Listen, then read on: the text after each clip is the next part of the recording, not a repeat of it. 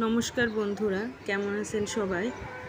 আজ আমার বেলি ফুল গাছে ফুল ফুটেছে, সেটা আপনাদের সাথে শেয়ার করব। আমি এই গাছটি এনেছিলাম আমাদের স্কুলে বৃক্ষরোপণ অভিযান কর্মসূচি হয়েছিল, সেখান থেকে অনেক গাছ এসেছিল। বাট আমি কোনো ফলের গাছ নিয়ে আসিনি, শুধুমাত্র ফুল গাছ এনেছিলাম।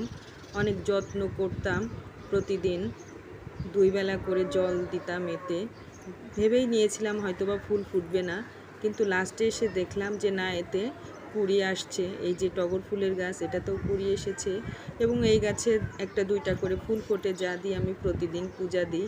আর এই লেবু গাছটা আমার এক স্টুডেন্টের বাবা সিলেট থেকে আমাকে বড় বড় পাহাড়ি লেবু এনে দিয়েছিল, সেই বীজ থেকে লাগিয়েছি।